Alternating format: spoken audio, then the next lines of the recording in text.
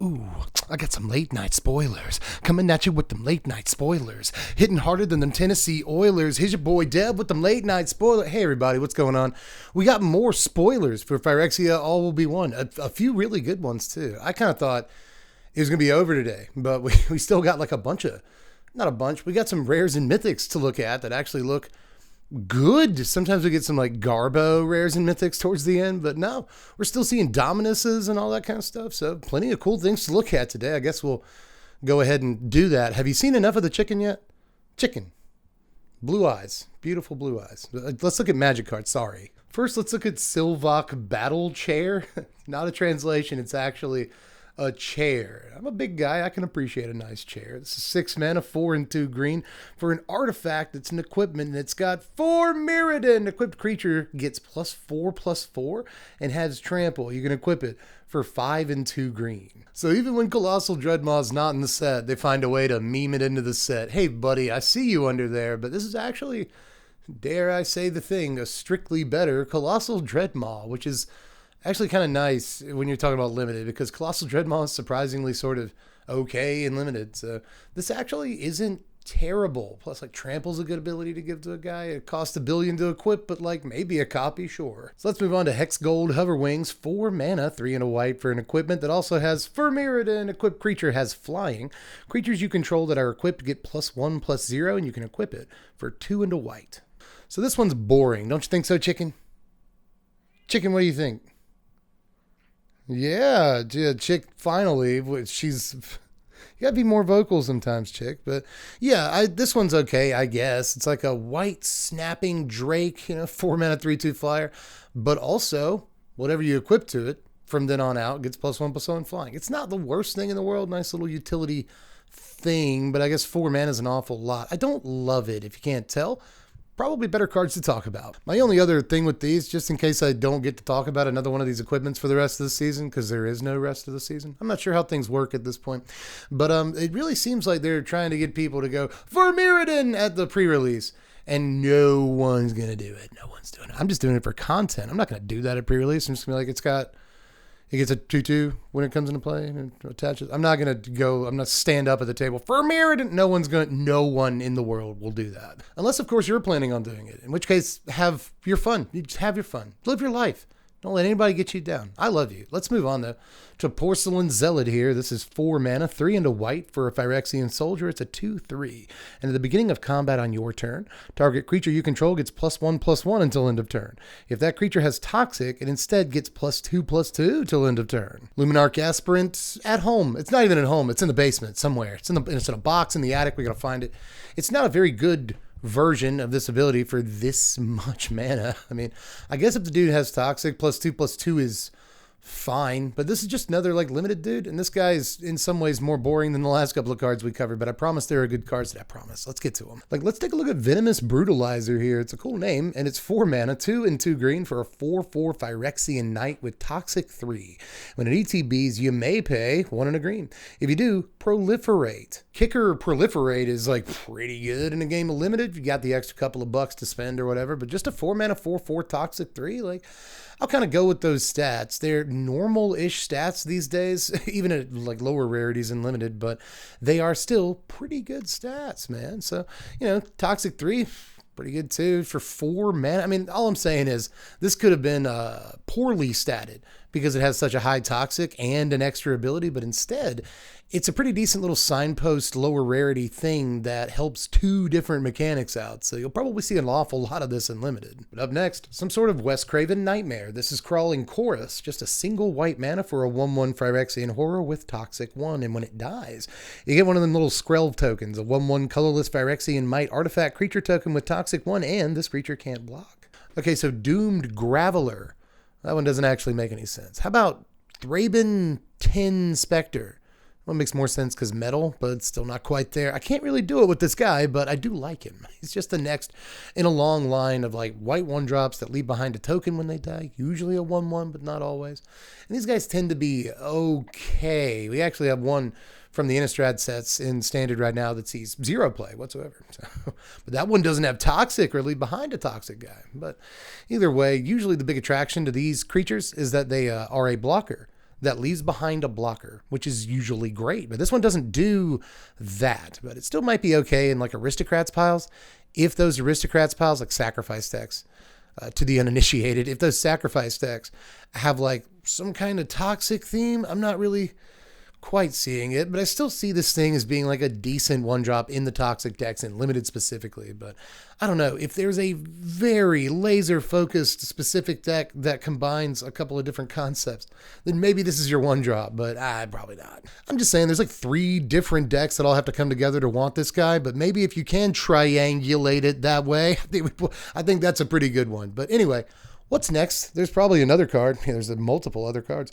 Let's look at Cephalopod Sentry next while we're taking a journey of the fun little commons and uncommons from today, why don't we? This is 4 mana, 2, a white, and a blue for a star 5. Ooh, nice, a star 5. Phyrexian squid, nice, with flying.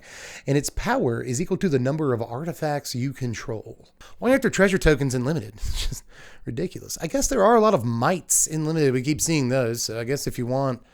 Because those are artifact creatures? Yes, they are. But, so that counts towards this guy's power. That's pretty good, just in limited. But I guess in standard, you do have just all artifact decks where every single card is an artifact in Azorius, and it's kind of an aggro deck. I've been doing that a little bit here and there this season. So like maybe it goes in there, but 4 mana is more than you really want to spend. Even if this is like a 6/5 or something, I'm still not sure that it's like quite worth it outside of the limited environment. But in limited, it shouldn't be too hard to, especially in draft where you have a lot more control over what your deck looks like, to actually like reliably make this a 5/5. And then I think it's a really good card. Matter of fact, I wouldn't be surprised if tons of games of limited over this format were ended by this guy. Wouldn't be surprised if there are a lot of Squid Games. Let's move on to Distorted Curiosity here. This is 2 and a blue for a sorcery, and it's got Corrupted. The spell costs 2 less to cast if an opponent has 3 or more poison counters.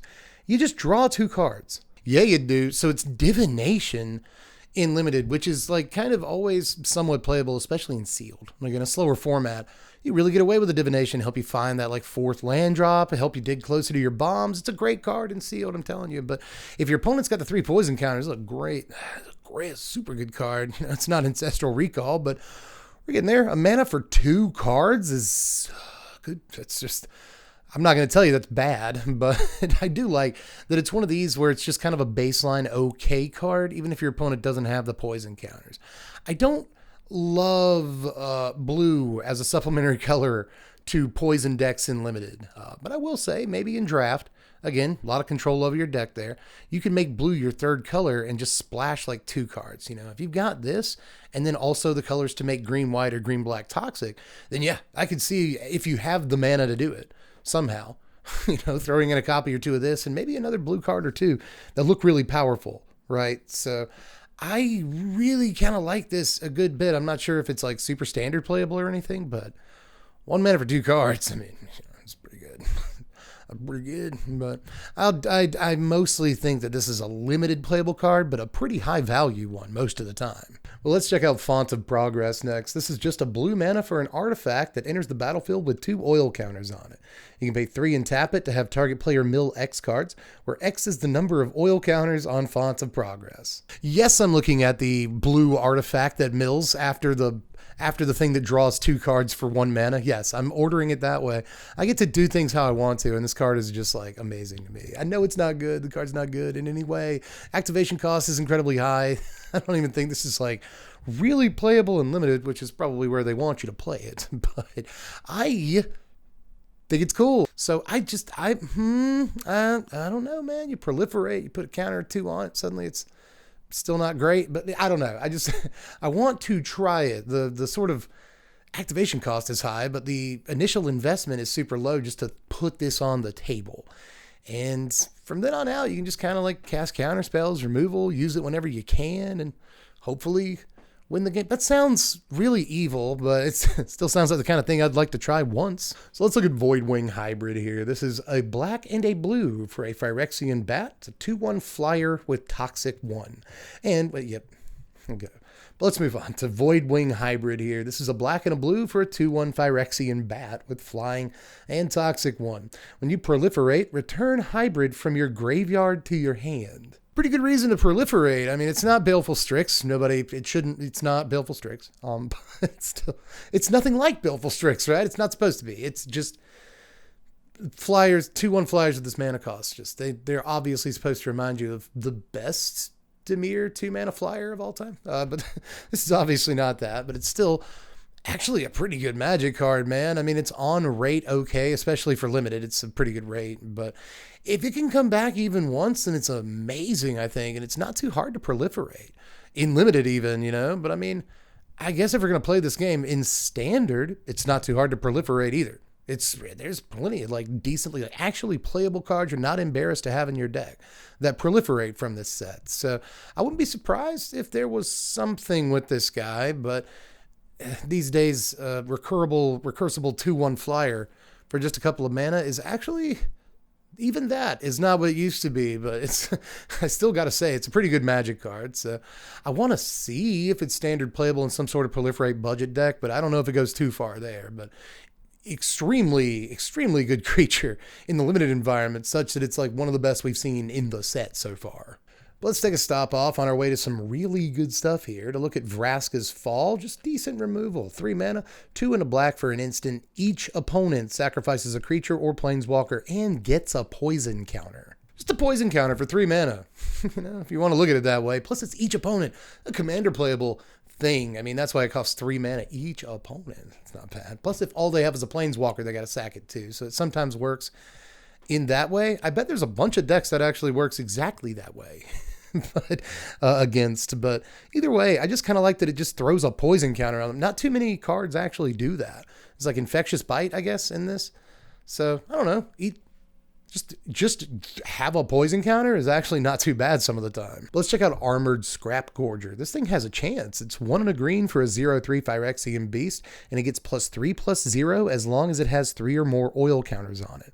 Now you can tap this for a mana of any color, and when it becomes tapped, you exile target card from a graveyard and put an oil counter on Scrap Gorger. So you're telling me that it's 2 mana, it adds a mana of any color, it doesn't die to shock effects and stuff like that, that's pretty good, and eventually it's going to be a 3/3, and it eats cards from graveyards. Like, shit, my goodness, there's a lot. You don't have to choose between eating cards from graveyards and making mana, you don't have to do that. It rewards you for making mana by eating cards. And I know this could kind of screw you over depending on what your plan is some of the time, because it doesn't say you may, it's just eat a card from a graveyard. You have to do that when it becomes tapped. So that could suck, but maybe you build your deck well, and it just doesn't affect you that much, hopefully, right? I mean, it could affect even the best of us. But for the most part, this is going to eat whatever your opponent has available to chow down on in their yard and deprive them of all kinds of stuff while also ramping you and becoming relevant combat-wise in the late game when the ramp isn't as relevant. So, yeah, man. So, I mean, I don't know. This seems like it would have been a rare a few years ago. Just a really good uncommon that I think is almost instantly one of the best ways we have of, getting whatever color mana from a creature that we want. In standard, there's really not a whole lot of ways of doing that in standard right now, so this instantly becomes the best. Let's take a quick peek at Necrosquito here. This is 4 mana, 3 and a black for a 0/0 Phyrexian insect with flying that enters the battlefield with 2 oil counters on it. It also gets +1/+1 for each oil counter on it. Whenever another creature or artifact you control is put into a graveyard from the battlefield, you put an oil counter on Necrosquito. Well, first of all, a happy life to whoever approved the name of this card, whoever came up with it, and whoever actually approved it, because this is just wonderful. Just great name. But I actually think it's a pretty decent card. I mean, this is one that's probably a little too slow for standard. 4 mana is a ton of mana, but especially for a 2/2 flyer. But it's going to grow really fast, and it could even grow the turn that you play it. For the 4th time this season, I feel like I have to say that tokens do in fact touch the graveyard on their way out. I know it seems like they would go directly into exile, but they don't. Look it up. The tokens do in fact touch the graveyard on their way out. So this will get bigger when you pop treasure tokens, blood tokens, sacrifice tokens. It doesn't say, does this card say non-token anywhere on it? Whenever another creature or artifact. Yep. Nope. So any tokens will do, Jack. So that means that this could be like a 5/5 pretty easily, at which point you've you've paid a pretty good rate, and anything more than that, the Orkin Man's going to have a serious problem with it. I know that a can of Raid can take it down when it enters the battlefield, but it really shouldn't be that hard to pump this up in limited or in standard. This or Shieldred, Dev, you know what I mean? But still, I kind of like it. I can't help but like it. Well, let's go on to Evolving Adaptive here. This is a green mana for a 0/0 Phyrexian warrior that enters the battlefield with an oil counter on it. Evolving Adaptive gets +1/+1 for each oil counter on it. And it basically has Evolve. But in case you've never read that ability before, whenever another creature enters the battlefield under your control, if that creature has greater power or toughness than Evolving Adaptive, put an oil counter on Evolving Adaptive. This is a great card. This is almost certainly perhaps going to see some play. I mean, I know that green already has Ascendant Pack Leader. It's like a green Savannah Lions, but better, that already doesn't see a whole lot of play in this day and age. It did a couple of months back before rotation, but we haven't seen hide nor hair of it in a while. And this is technically worse or technically better, depending on which way you look at it. If you've ever played with Experiment 1, you know that that card gets to a 3/3 like pretty easily. It's not too hard to make your 1 mana investment into a 3/3 just by playing Magic for a couple of turns. And it comes into play as a 1/1. So if you play a creature on curve the next turn, which you probably want to do, then it's gonna be a 1 mana 2/2, which is typically very good. So, anything bigger really than 2 power and toughness for your 1 mana investment, and you're doing really well. So like if this ever does get to a 4/4, which isn't super hard to imagine in your mono green deck, then suddenly you're doing real damage with it. So along with Pack Leader, now there's like 2 decent 2-drops or 1-drops that deck can play. And it's worth noting too that if you go this on 1 and then another copy of this into a Pack Leader on 2, then they both, the other 2 copies of this will get to be 2/2s, and that's not a terrible way to start the game. So I really like this. I think it's probably going to see, it's like more likely to see play than 80% of the cards in the set. Matter of fact, it's easily the best uncommon of the day, but it's not the last uncommon of the day because I saved the jank for last. Let's look at Churning Reservoir, y'all. I'm unreasonably excited about this terrible Magic card. This is just a single red mana for an artifact. At the beginning of your upkeep, put an oil counter on another target non-token artifact or creature you control. You can also pay 2 and a red and tap it to create a 1/1 red Phyrexian Goblin creature token. Activate only if an oil counter was removed from a permanent you controlled this turn, or a permanent with an oil counter on it was put into a graveyard this turn. It ranges from Exuberant Fuseling, making sure the Fuseling gets really big really fast, or ditto Urabrass Forge. For that matter, making Forge make creatures big at twice the rate, that seems okay. Yes, it does, chicken, I promise it does, but you can also put stuff on like Filigree Silex every turn, making sure that it works double the rate too, so you don't have to wait quite as long to blow stuff up. You can also make Trawler Drake really big, or have Vat of Rebirth start reanimating creatures twice as fast, and that's just like the beginning of the stuff that you can do with this card. I mean, just 1 mana for a thing that generates, 5, 6 oil counters over the course of the game. And that's only if you have one. If you have them in multiples, it's really, really good. And I haven't even talked about the creature generation. It is there, and it does kind of matter. I also like to be just the idea of being a stinker and playing this along with that blue thing that we looked at, that you put oil counters on it and it mills them for as many oil counters. You just put an oil counter on that every turn, control them out of the game otherwise. So that's a fun, stupid thing, but this card has actual real stuff that it can do. Or does it? It really depends on how much you stretch the definition of real, but even if it's not a good Magic card, I'm still going to be trying to do fun stuff with it this season. I mean, it might not be very good, but oil rigs something up with it. You see? But anyway, let's keep it moving to the Mythics. I told you there's going to be Mythics today. I wouldn't lie to you. We got to look at this girl over here because she's so Pandrel, y'all. This girl right here.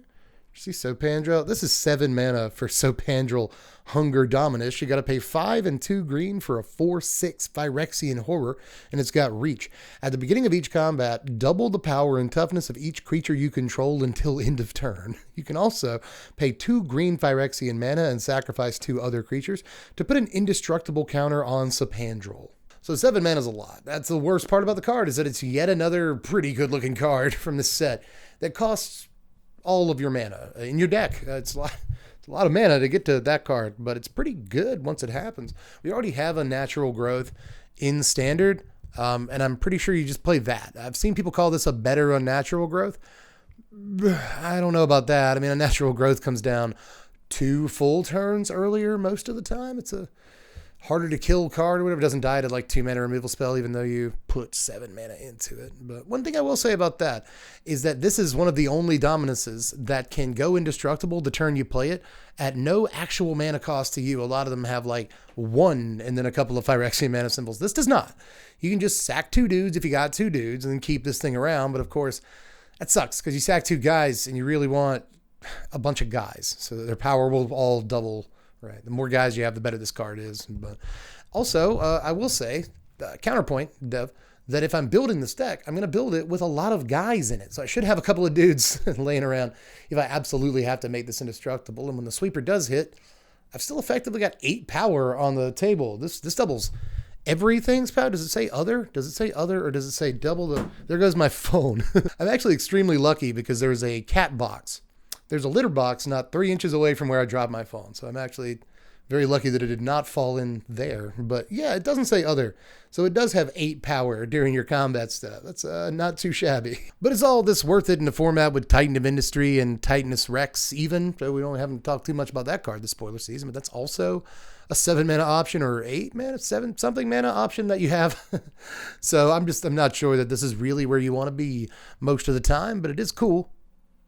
Super cool card. Nice little commander, probably. But also, I don't know. It's like Titan of Industry, well, it gets a shield counter most of the time. I was going to say Titan of Industry can't get indestructible the turn it comes into play, but yes, it can. It absolutely can. But I guess it can't be indestructible twice. So I'm interested. I'm interested in this man, but at the same time, he don't have no trample. That's not great. So I'm not sure that he's quite destined for standard play. Titan gains you 5 life. This guy costs you 4 life if you want. I don't know. That could go on pretty much all day. So I shouldn't do that. I should move on to the final Dominus. It's the red one, everybody. And it actually looks okay. Could be better, but it looks okay. Just like every Dominus, these are pretty well balanced. That's a sign of good design. This is 4 mana, 2 and 2 red for a 5/4 legendary Phyrexian horror. If a source you control would deal non-combat damage to an opponent or a permanent opponent controls, it deals double that damage to that player or permanent instead. You can also pay 1 and 2 red Phyrexian mana to discard 2 cards and put an indestructible counter on Solfim.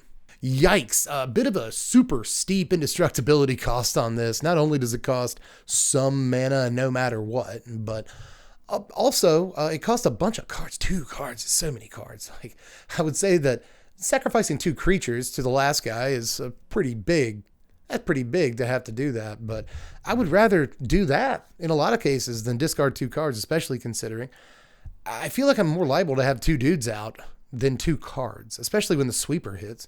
There's going to be times when your opponent hits depopulate or something like that, where like, do I want to get rid of these 2 cards just to keep this guy out? I'm not sure. Also, if I have to discard my lightning strikes to him, then his first line of text may not as well even be there, which is kind of lame. But I guess he does make your lightning strikes take out 6 toughness guys, and your rending flames take out 10 toughness guys if you ever need to do that. But I don't know. I think he's cool. He's no Torbran or anything, but he is cool. I think that if you're going to do something like this in standard, Mechanized Warfare is just the better card. However, why ¿Por qué no estos? You know, you can have peanut butter and jelly.